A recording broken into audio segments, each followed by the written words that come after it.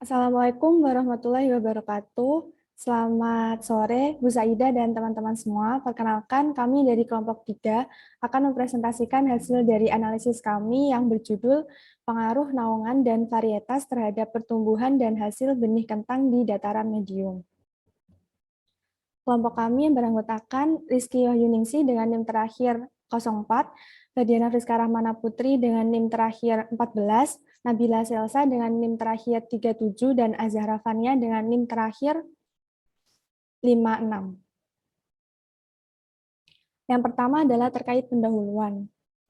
Untuk latar belakangnya, tanaman kentang merupakan salah satu bahan pangan yang dapat dijadikan sebagai sumber karbohidrat. Kendala yang dihadapi dalam upaya peningkatan produksi kentang yaitu terbatasnya jumlah benih berkualitas karena terbatasnya lahan yang digunakan untuk perbanyakan benih kentang, karena selama ini produksi benih kentang hanya dilakukan di daerah dataran tinggi. Untuk mengatasinya, dilakukan perbanyakan benih kentang di dataran medium dengan ketinggian 300-700 meter DPL. Usaha pengembangan kentang di dataran medium ini dihadapkan pada kendala suhu yang lebih tinggi. Untuk mengatasi masalah tersebut, dilakukan modifikasi lingkungan menggunakan naungan yang memungkinkan tanaman kentang dapat tumbuh secara optimal. Oleh karena itu, penelitian ini dilakukan untuk mengetahui pemberian naungan yang tepat disertai penggunaan varietas kentang unggul yang adaptif, sehingga diharapkan dapat mengatasi kendala peningkatan produksi benih kentang di Indonesia. Selanjutnya, rumusan masalah ada 4. Yang pertama, bagaimana pengaruh perbedaan ulangan terhadap bobot kering kentang. Yang kedua, bagaimana pengaruh perbedaan varietas terhadap bobot kering kentang. Dan yang ketiga, bagaimana pengaruh perbedaan naungan terhadap bobot kering kentang. Yang keempat, bagaimana interaksi antara perbedaan naungan dan varietas terhadap bobot kering kentang. Selanjutnya, untuk tujuan penelitian, yang pertama, untuk mengetahui pengaruh perbedaan ulangan terhadap bobot kering kentang. Yang kedua, untuk mengetahui pengaruh perbedaan varietas terhadap bobot kering kentang. Yang ketiga, untuk mengetahui pengaruh perbedaan naungan terhadap bobot kering kentang. Dan yang keempat, untuk mengetahui interaksi antara perbedaan naungan dan varietas terhadap bobot kering kentang. Selanjutnya, manfaat penelitian itu ada 2. Yang pertama, manfaat teoritis. Penelitian ini diharapkan dapat menambah wawasan dan pengetahuan mengenai pengaruh naungan dan varietas terhadap bobot kering kentang, serta sebagai sarana pengembangan ilmu pengetahuan. Yang kedua, manfaat praktis.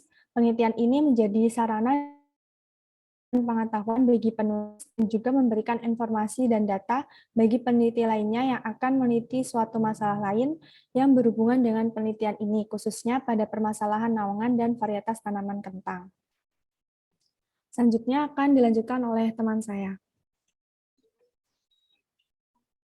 Baik, untuk jawaban pustaka yang pertama ada tanaman kentang.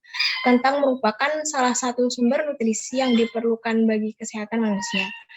Tanaman kentang liar maupun yang dibudidayakan dapat tumbuh dengan baik karena ubinya memiliki kadar air, hati, dan cadangan makanan lainnya yang memungkinkan kentang dapat regenerasi.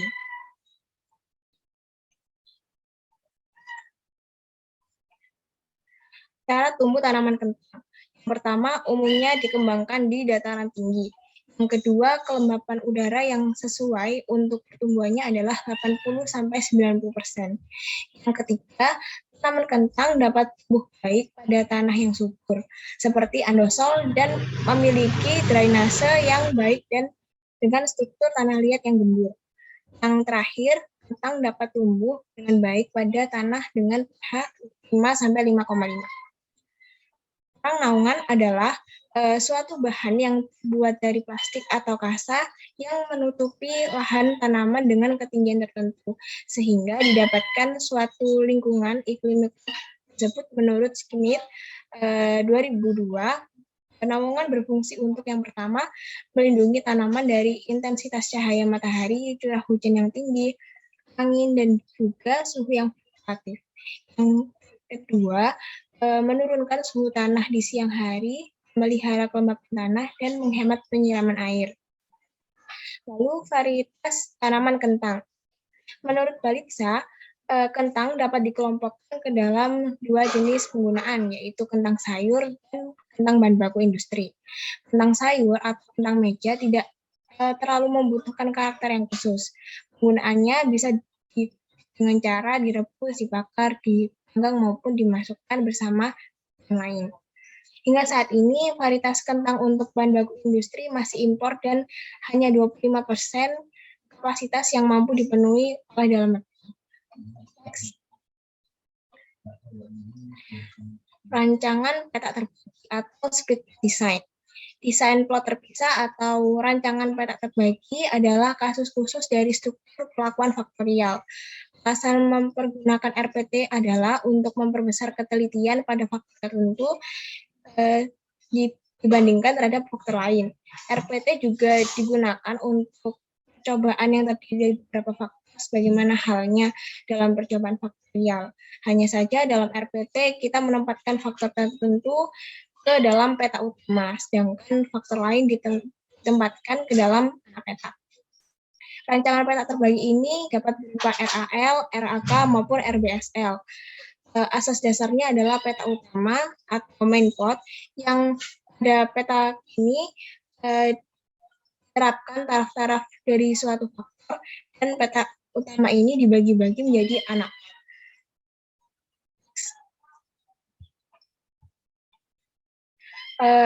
Selanjutnya ada uji normalitas. Uji normalitas adalah pengujian data untuk melihat apakah residual terdistribusi normal atau tidak. Dalam penelitian ini, untuk mengetahui kenormalan distribusi, data menggunakan Kolmogorov-Smirnov melalui program SPSS atau Unitep. Lalu ada uji homogenitas varians. Uji homogenitas varians merupakan pengujian asumsi dengan tujuan untuk membuktikan data yang dianalisis berasal dari populasi yang tidak jauh berbeda dengan keragamannya. Homogenitas data merupakan salah satu persyaratan yang direkomendasikan untuk diuji secara statistik, terutama bila menggunakan statistik uji parametrik. Next. Dan selanjutnya metodologi penelitian akan dijelaskan oleh teman saya. Baik, selanjutnya metodologi penelitian. Terdapat data dan sumber data, yaitu data bobot kering kentang yang bersumber dari skripsi Mustika Andiani, mahasiswi Fakultas Pertanian, Universitas Padjadjaran yang berjudul Pengaruh Naungan dan Varietas Terhadap Pertumbuhan dan Hasil Benih Kentang G2 di Dataran Medium pada tahun 2016. Selanjutnya ada variabel. Variabel bebasnya meliputi naungan, varietas kentang, dan ulangan, sedangkan untuk variabel terikatnya meliputi bobot kering kentang. Lalu ada populasi dan sampel. Untuk populasinya yaitu seluruh benih kentang, sedangkan untuk sampelnya adalah benih kentang G2 yang terdapat di Kebun Percobaan Fakultas Pertanian Universitas Padjadjaran. Lalu ada rancangan penelitian. Pada percobaan ini terdapat faktor N atau intensitas naungan sebagai petak utama dan V varietas kentang sebagai anak petak. Dan dilakukan 3 ulangan sehingga dapat dirincikan sebagai berikut. Untuk N0 itu adalah tanpa naungan atau naungannya 0%. Untuk N1 naungannya 30%, N2 naungannya 45%. Selanjutnya V1 adalah varietas Atlantik, V2 adalah varietas Amabile, V3 adalah varietas Medians, dan V4 adalah varietas Maglia. Untuk data penelitiannya bisa dilihat, ini ada naungan N0, N1, N2, ulangannya ulangan 1, 2, 3, dan varietasnya ada V1, V2, V3, V4. Data di sini adalah data berat kentang dalam gram. Untuk langkah-langkah penelitiannya, yang pertama, mencari data yang sesuai di jurnal atau skripsi atau web resmi lain. Selanjutnya, menginput data yang telah diperoleh pada SPSS, lalu melakukan uji normalitas galat. Setelah itu melakukan uji homogenitas dan independensi galat. Selanjutnya melakukan uji ANOVA. Dan yang terakhir adalah mengambil keputusan serta membuat kesimpulan dan saran.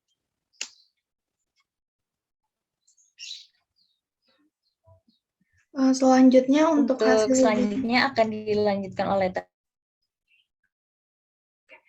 Untuk selanjutnya hasil dan pembahasan. Oke, seperti yang ketahui, seperti tadi data penelitian di mana terdapat naungan, ulangan, dan varietas. Next. Oke, yang pertama dilakukan uji asumsi, yaitu uji normalitas, uji homogenitas galat, dan uji independensi galat.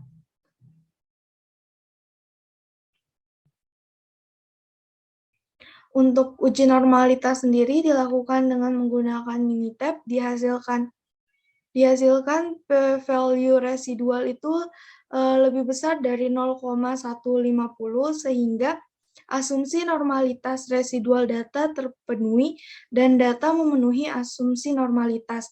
Sedangkan untuk uji homogenitasnya yaitu dengan menggunakan Minitab dari tabel didapatkan p-value 0,385 di mana lebih besar dari alfa 5%, sehingga dapat disimpulkan tidak ada keragaman galat dalam populasi perlakuan. Lalu untuk uji independensi galat itu didapatkan p-value itu sama dengan 1 lebih besar dari alfa 5% sehingga dapat disimpulkan bahwa galat independen. Selanjutnya untuk uji analisis varian, mungkin bisa untuk tutorial SPSS-nya.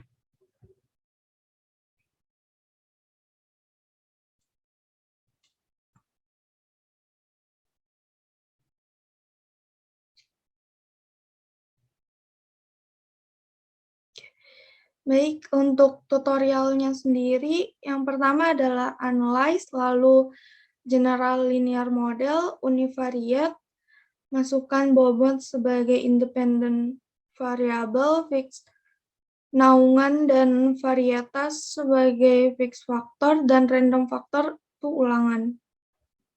Lalu klik model,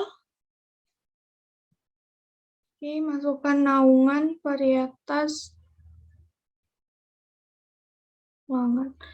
Untuk galat A-nya itu naungan, interaksi antara naungan dan ulangan, dan galat B-nya interaksi naungan, varietas, dan ulangan, serta interaksi antara naungan dan varietas. Continue.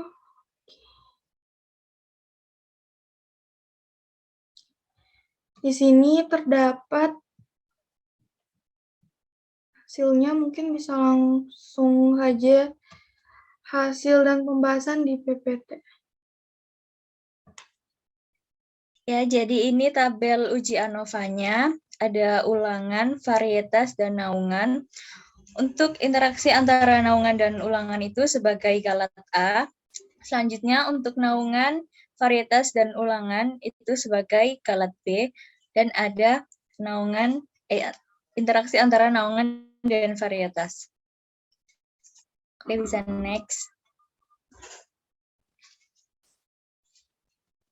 Untuk interpretasinya, yang pertama, nilai signifikansi yang dihasilkan oleh ulangan sebesar 0,860, di mana lebih besar dari alfa 0,05, maka gagal tolak H0. Hal ini menunjukkan bahwa tidak terdapat perbedaan yang nyata untuk ulangan pengacakan terhadap bobot kering kentang.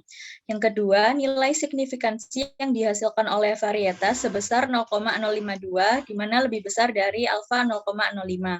Maka gagal tolak H0. Hal ini menunjukkan bahwa tidak terdapat perbedaan yang nyata untuk keempat varietas terhadap bobot kering kentang. Yang ketiga, nilai signifikansi yang dihasilkan oleh naungan sebesar 0,844, di mana lebih besar dari alfa 0,05, maka gagal tolak H0. Hal ini menunjukkan bahwa tidak terdapat perbedaan yang nyata untuk ketiga naungan terhadap bobot kering kentang. Dan yang terakhir, nilai signifikansi yang dihasilkan oleh interaksi antara naungan dan varietas adalah 0,138, di mana lebih besar dari alfa 0,05, maka gagal tolak H0. Hal ini menunjukkan bahwa interaksi antara naungan dan varietas tidak mempengaruhi bobot kering kentang. Bab 5 ada kesimpulan dan saran. Kesimpulannya, yang pertama, semua ulangan memiliki pengaruh yang sama terhadap bobot kering kentang. Yang kedua, semua varietas memiliki pengaruh yang sama terhadap bobot kering kentang. Yang ketiga, semua naungan memiliki pengaruh yang sama terhadap bobot kering kentang. Dan yang terakhir, interaksi antara faktor naungan dan varietas tidak mempengaruhi bobot kering kentang. Selanjutnya ada saran. Untuk varietas kentang dan naungan tidak ada saran khusus, sehingga petani bebas memilih akan menggunakan varietas kentang dan naungan jenis apapun. Selain itu, diharapkan akan ada penelitian lebih lanjut dengan menambah jenis varietas kentang maupun naungan yang lain, sehingga bisa mendapatkan hasil yang lebih baik lagi untuk produksi kentang di Indonesia. Sekian presentasi dari kelompok kami. Jika ada yang ditanyakan, silakan ditanyakan di kelas. Terima kasih atas perhatiannya. Untuk kurang lebihnya mohon maaf. Wassalamualaikum warahmatullahi wabarakatuh.